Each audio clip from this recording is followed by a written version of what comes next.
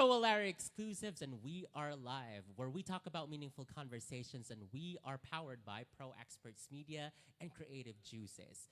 We would like to talk about what are the things that have happened from the past week. I would like to greet some of my friends. Pokwang Dubai, happy birthday. Nag-celebrate si Pokwang, I believe, a few days back. I'm here in Abu Dhabi. I'm sorry I did not make it to your party, but of course, I might not be there, but I'm there by spirit. And I love you so much. I'll see you. We'll catch up when I get to Dubai.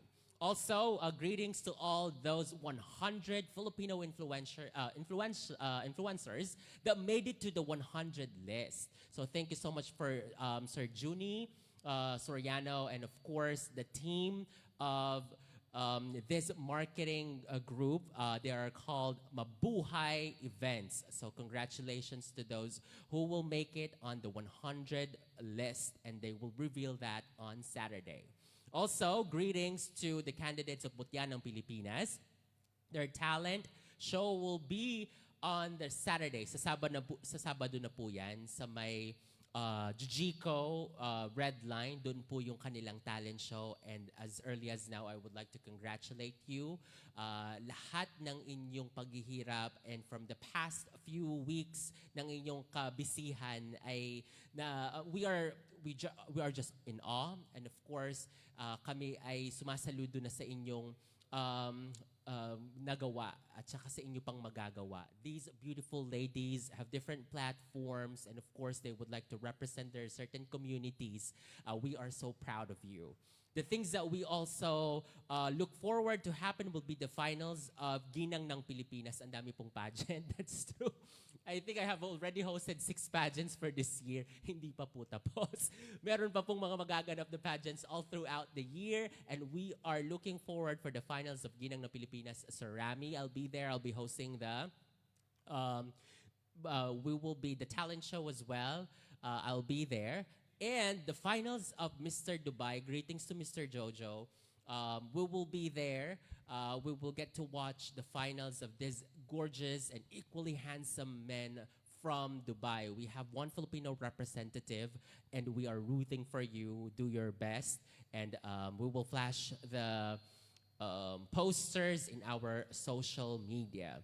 What are the things that we also look forward because recently concluded where international models visited Dubai because it's Dubai Fashion Week. It's another successful show, and the highlight of the show is another Filipino. Michael Cinco just delivered his latest collection for Dubai Fashion Week, and it was also attended by Naomi Campbell. So see, those are the things na nakaka-proud naman sa mga Filipinos, to all the Filipinos here in the UAE. We are thriving, we are successful, and we do make the Philippines proud in whatever we do. Also, greetings to the candidates of Ginang ng Pilipinas. I said that earlier, the names of these candidates. Of course, you can see that in our live comment box. Whenever you see this live, please comment down your city, because you, being an OFW here in the UAE, you make your city proud wherever you are from. Also, we would like to greet CY Mariano of CY Studio. Greetings to you.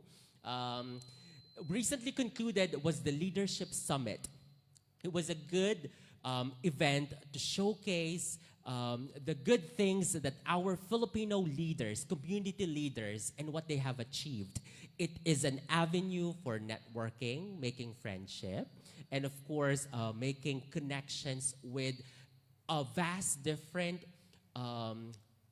achievers, Filipino achievers, I must say. And I'm so happy to have invited one of the guests and, of course, one of the participants of that event in our current show. Later on, you will get to know this beautiful lady all the way from the land down under. We will introduce her once we come back.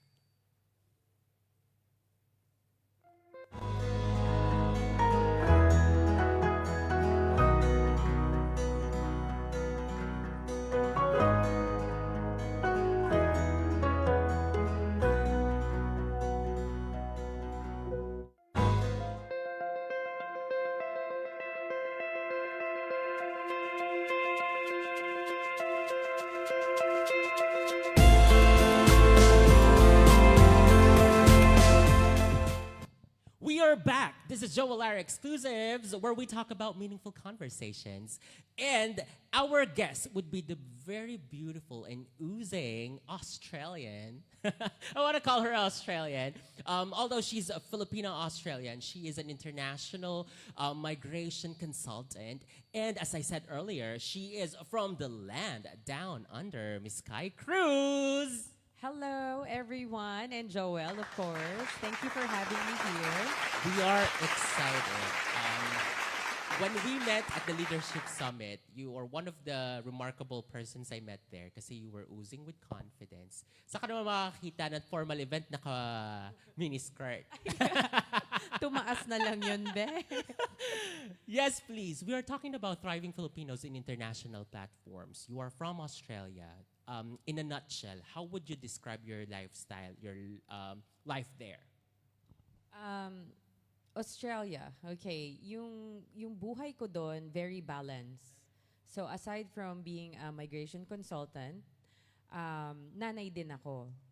So I work 8 to 5, 8 to 5 Monday to Friday. And after 5 p.m., yan na yung time ko for my son, for my family, and for my friends. And of course, on the weekend, I have time for myself too. And that's very important. Yun.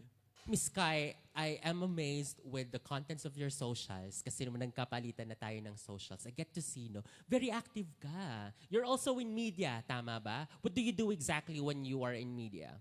So I am a volunteer community radio presenter sa isang Filipino radio program sa Sydney. And ang saya kasi aside from nagbibigay ako ng mga updates with migration matters, rin ako na yung mismo nag-interview ng mga guests, hina-highlight din namin yung mga kapwa nating Pilipino nagte-thrive, mga successful stories, yung mga mag-empower sa mga listeners sa Sydney.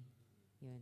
Would you say that living in Australia compared back in the Philippines, I cannot describe it because I haven't been there, but would you describe the difference, advantages, best things, or why you should move there? I love both countries, and parang mahirap siya i-compare kasi magkaiba. Parang I love remembering yung childhood memories ko sa kalye, na yung mga kilala nating tindahan. Nakaka-proud yun kung yung ang dami mong dadaan, ang dami mong kakilala. Unlike in Australia, hindi mo kilala yung kapitbahay mo. It's very private, but you also like that kasi healthy din siya. Masasabi ko is that yung pagiging Pilipino ko, yung part na yon, it will always be there. So I can always come. Philippines will always be my home. So kahit saan ako pumunta, I will always represent the Philippines. And that's something na nakaka-proud. Pero sa Australia kasi, I think, mas nabigyan ako ng opportunities to keep, reaching your highest potential. So yun yung siguro based on my experience, okay? Yun yung naibigay sa akin ng Australia. Yun. We are excited to know as well. Kasi sinabi mo, kahit nandun ka na, you still have that Filipino in you, no? You are a dual citizen, and you get to celebrate still the events that we do back in the Philippines. What are those events? Philippine Independence Day. Ayan. So maraming ball doon. Call it ball, no? Parang ball. gathering. Oo. Pati ang consulate natin, gagawa rin sila ng event nila for the Philippine Independence Day. Ano pa ba? So yung mga buwan ng wika, meron kami mga Tagalog Association. Yan, meron ding isa-celebrate natin yan. Syempre, Christmas, meron ding Filipino Sports organization. Ano pa ba? Media, yung mga celebrate natin yung mga Filipino media din doon. Ang dami. LGBT din, sineselebrate din namin doon. Ano pa ba? Birthday ni Jose Rizal. Open ang events. It doesn't choose, it's like lahat ng possible events back in the Philippines. And you know, Filipinos, lahat ng isi-celebrate fiesta. Yun. You got Yes. fiestas there. Yes. Di ba parang Peña Francia, that's a Bicolano. Yes, they celebrate Peña Francia as well in Sydney, in Australia. Yun. Kung buhay na buhay ang kulturang Pilipino sa Australia. So parang hindi din umalis pala ng Pilipinas, no? Hindi talaga. At para pa rin siya talagang city. May mga tao. Hindi lang siya puro kangaroo o kaya desierto. Kasi minsan yung ating misconception about that, when you moved, this is like a crucial question. When you move to a country, the fear of Filipinos, say for example, you get to see the community here in the UAE, no? Hindi naman lahat would be successful. We have different measure of success. They might want to also move there. Ang fear kasi nila is that when they move, they might go back to zero.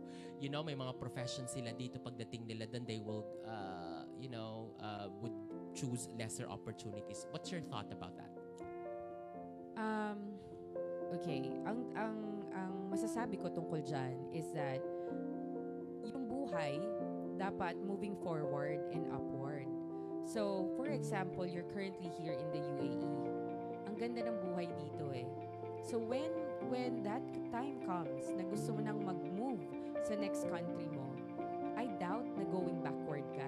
Because you made that choice, you made that wise decision to move forward kasi alam mo at nakalculate mo na, andyan na lahat ng information sa internet, nag-checks ka na. So, I'm pretty sure hindi siya magiging ganon.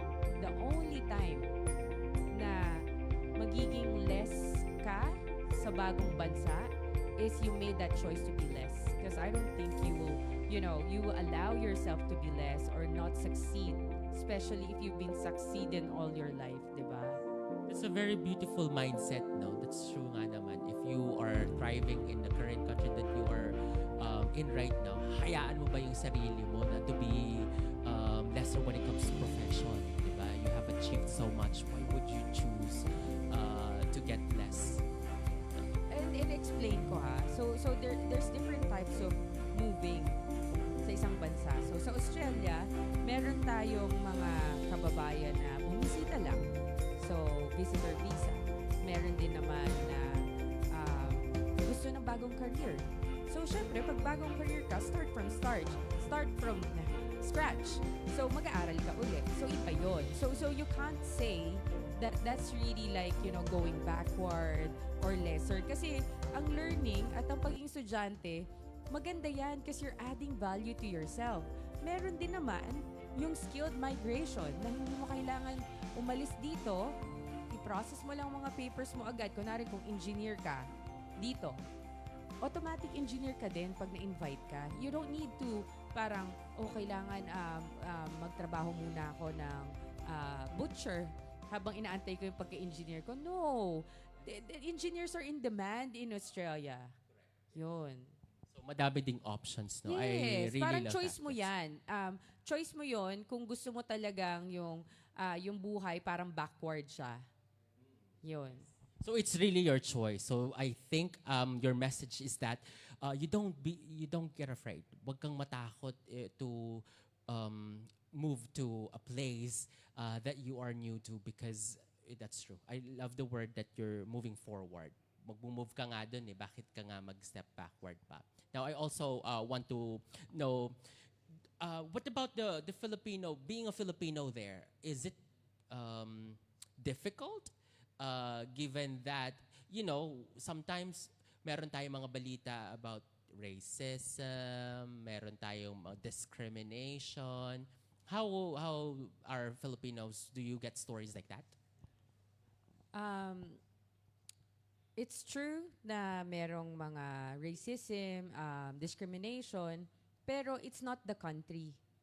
Usually, mararanasan mo yan, isang tao.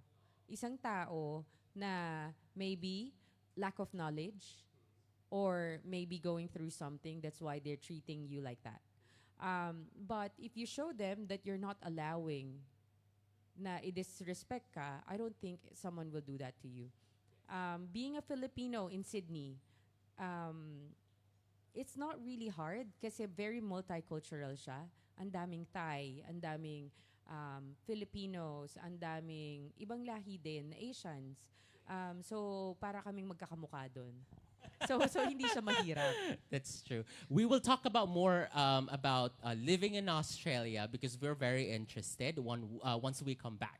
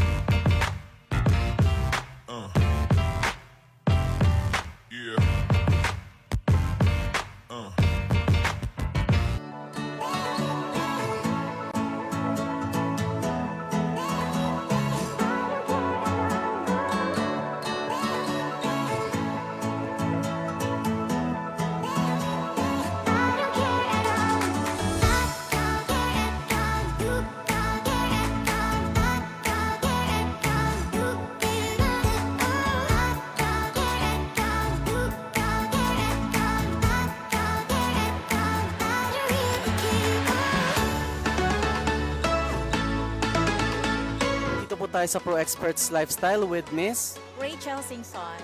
Hi Miss Rachel, saan pong company po tayo? I'm Orient Alpha Dane. And ano pong masasabi nyo sa Pro Experts Self-Portrait Photography? Na-amaze ako, first time. Kasi you can create your own poses and then click ng click ka lang. I so love it. And ito po yung first sa Abu Dhabi.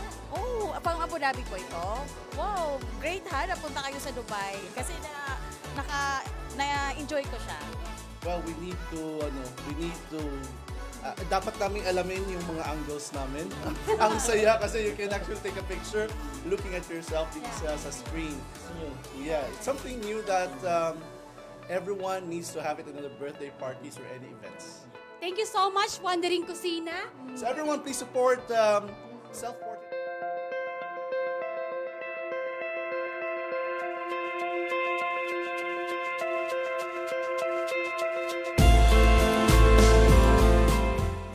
We are back. This is once again Joe Lara Exclusives, powered by Creative Juices and Pro Experts Media. Earlier, again, we're still talking to our beautiful guest. Yes, Miss Kai Cruz. We are learning some slang. Ayan.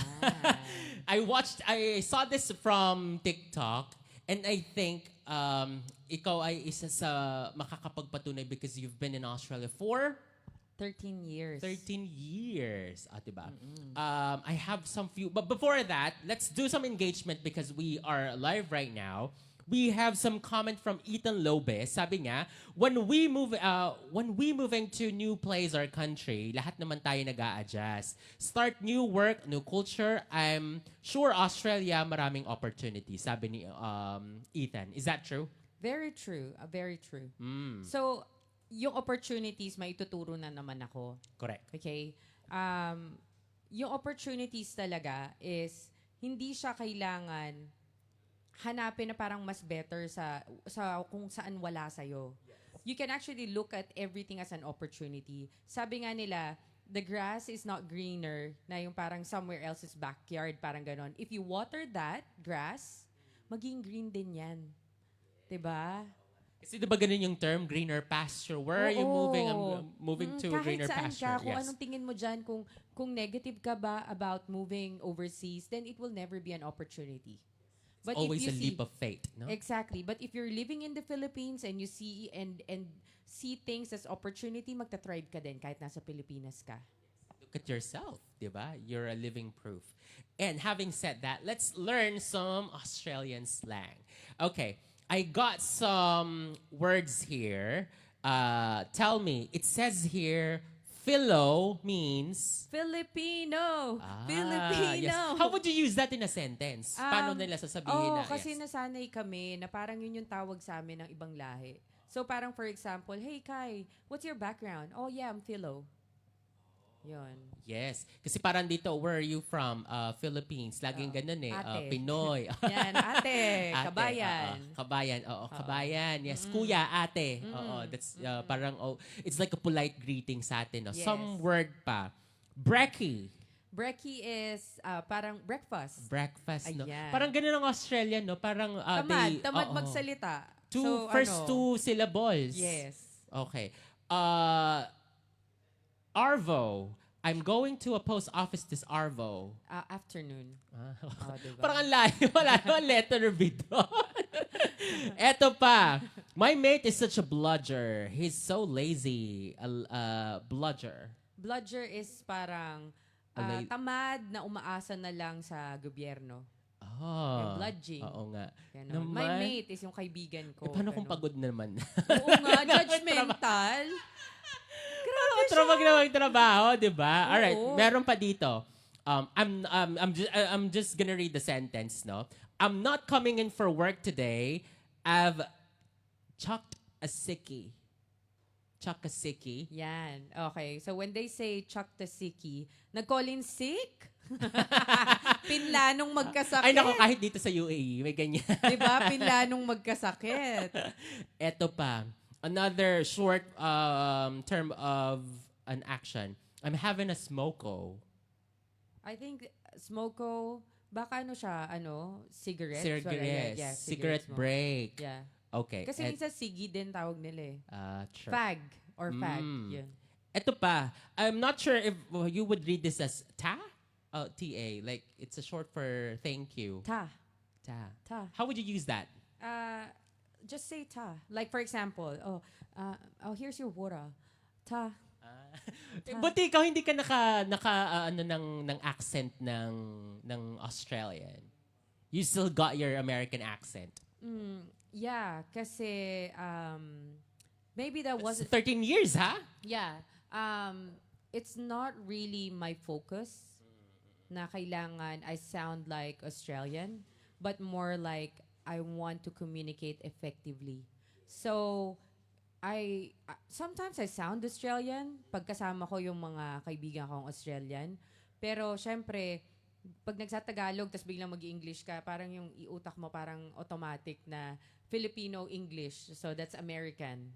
Diba? You've been in a different country away from the Philippines for 13 years. Ano yung takeaway mo from that? Biggest life lesson? Ang sarap maging Pilipino. Thank you, God, sa ganda, sa talent, sa talino. Diba? Kasi, I think, nakaka-proud na kahit saan tayo dalhin, mag-thrive talaga tayo. At resilient. Kahit bumabaha na, nagiinuman pa. Ganon. Papalakpakan pa rin yan. Ganon.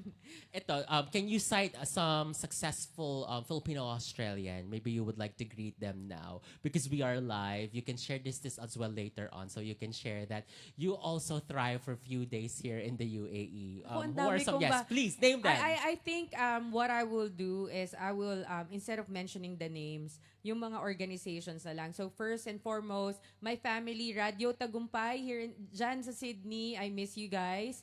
I will see you when I come back. Pero syempre, ang aming ina, Miss Violi Calvert, I miss you. Thank you so much. Andyan din syempre sila Miss Len, Phil Spark. Nandyan si Charles Chan, my loves. Thank you and I miss you. Sila naman yun sa app ko. And sila bigla akong nataranta kasi bigla ang dami. Sa Sydney, binabati ko din syempre ang konsulado dyan sa Sydney, Vice-Con, ang Philippine Department of Tourism, nandiyan si Director Pura, Miss Ellie, Manay Carla, yan. Kamusta kayo dyan? Binabati ko din syempre ang Gordy, Mama misses you. Yan, baka papakita ng mama ko yon. And syempre, to all my Australian friends, okay, on my Facebook, okay, thank you for always supporting us Filipinos. Because sometimes, whenever I have events, they will join too. And they are so proud that they have a Filipino friend named Kai. Right? We're so proud of you. I get to talk to different Filipinos as well, no? That have been to different countries. And this is another example that being a Filipino is something that we should be proud of, di ba? Nakakatuwa na isipin na even you're, nandoon ka for a few years, you are still Filipino by heart, by your actions, soul. Now, before we end this short interview, I'd also want to ask you, what are the things that you miss so much back in the Philippines? Alam ko na nandoon ka few weeks ago. Yes. A few weeks ago. So I was just there for my migration seminar sa Hilton, Manila. Actually, ang namimiss ko talaga sa Pilipinas is yung simbang gabi at yung amoy ng puto bumbong at bibingka. Authentic.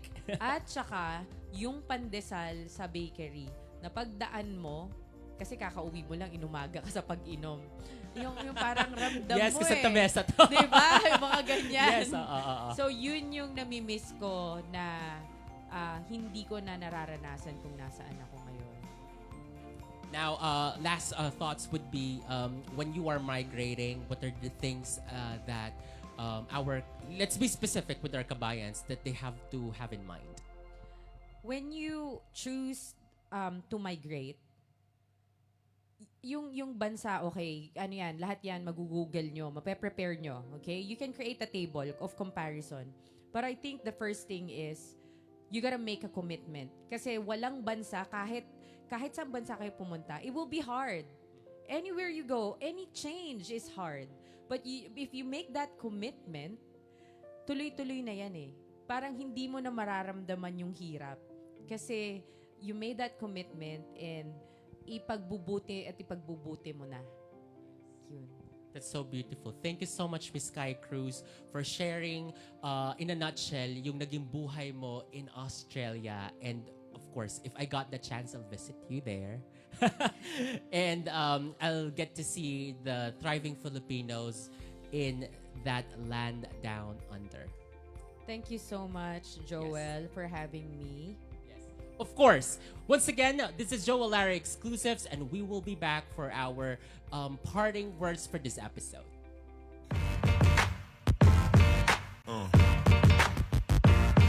Yeah. Yeah.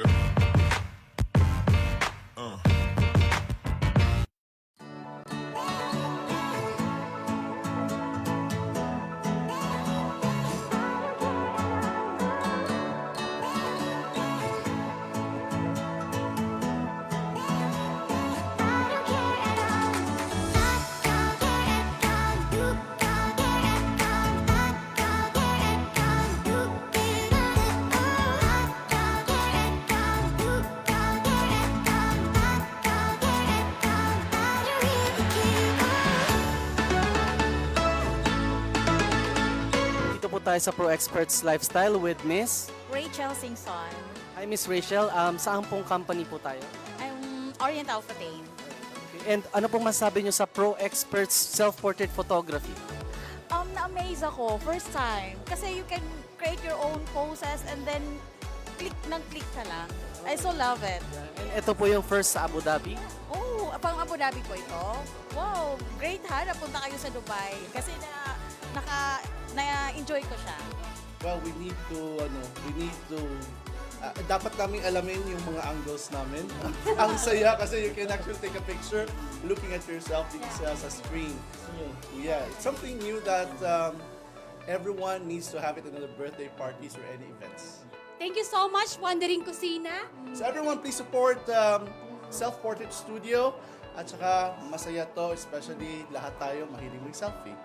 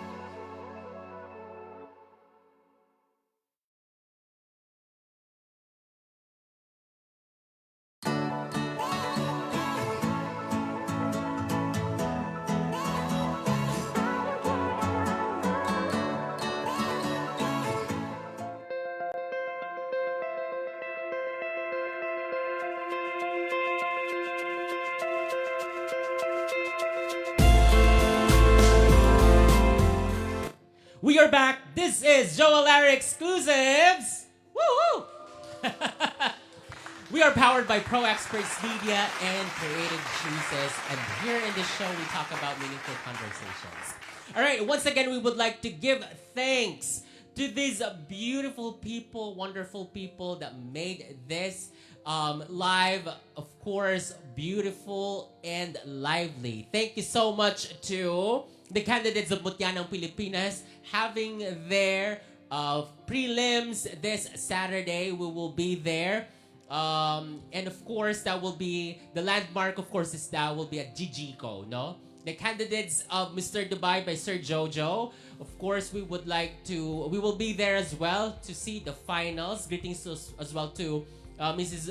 Adan, the UAE director for Mutyanang Pilipinas, and of course, Ginang ng Pilipinas, Mr. Rami. There are so many pageants, hindi pa po tayo tapos. I will be involved in those pageants, and we will give the beautiful stories of these Filipinos thriving here in the UAE. And of course, greetings and thank you so much to Alatul Cafeteria for your food sponsorship. Thank you so much. And of course, Creative Juices for our food sponsor. Thank you so much. CY Studio of CY Mariano. Greetings as well to JL. Wandering Kusina, Chef Abby and Chef Francis. They are the nominees for the 100 Filipino influencers here in the UAE. Thank you so much for these people, and please, next week, stay tuned as we talk about October is Cancer Awareness Month. And for the next episode, we will be talking about how we as OFWs how are we going to take care of our bodies to avoid and of course being healthy as an OFW, because health is wealth. And how are we going to avoid cancer? Mainly, and how are we gonna prevent that?